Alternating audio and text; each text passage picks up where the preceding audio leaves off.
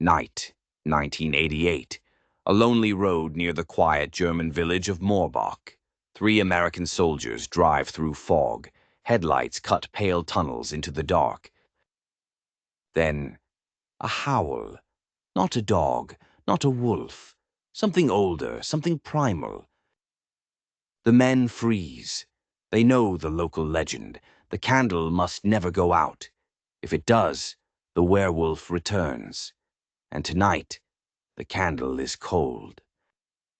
Morbach, a small town in Rhineland-Palatinate, surrounded by dark woods, rolling hills, and silence, but beneath the surface, whispers.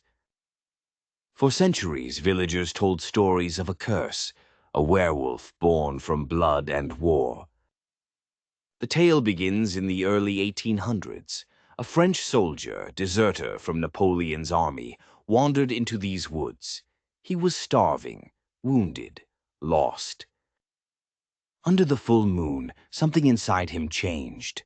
He slaughtered livestock, villagers, entire families. Until they cornered him. With fire and silver they struck him down. Where he fell, they built a shrine. A single candle was kept burning.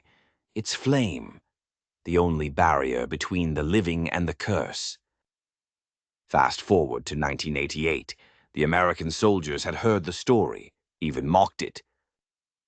But as their jeep rolled past the shrine, they noticed the flame was out. Then the howl came. The forest shook. One soldier swore he saw something massive between the trees. Upright, broad, wrong. Their jeep sputtered, headlights flickered, and in the silence that followed, they felt eyes watching them. Fear took over. They floored the jeep.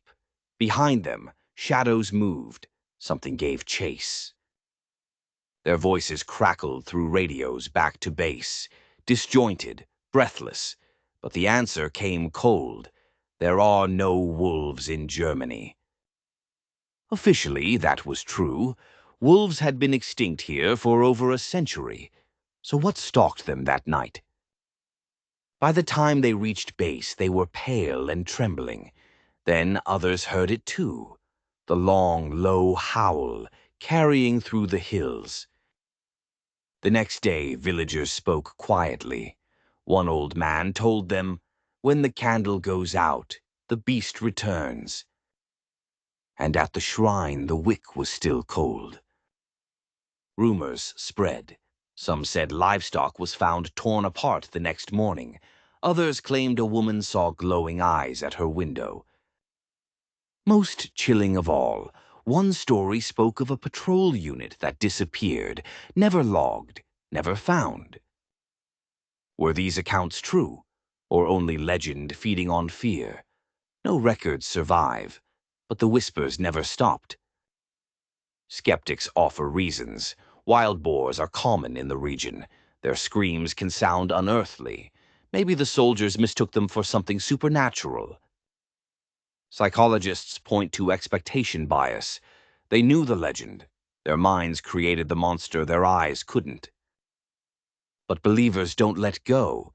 They point to the candle, to the timing, to the fact that wolves had not yet returned to Germany in 1988. If it wasn't a wolf, what was it? Today, the shrine still stands. Locals still light a candle. No one dares leave it unlit. The U.S. Air Force Base is gone. The soldiers' names are lost. But the story lingers in every whispered warning, in every flicker of the flame.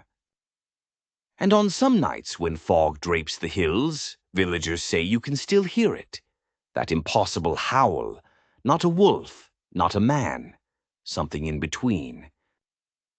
The question remains, was the last werewolf truly slain 2 centuries ago?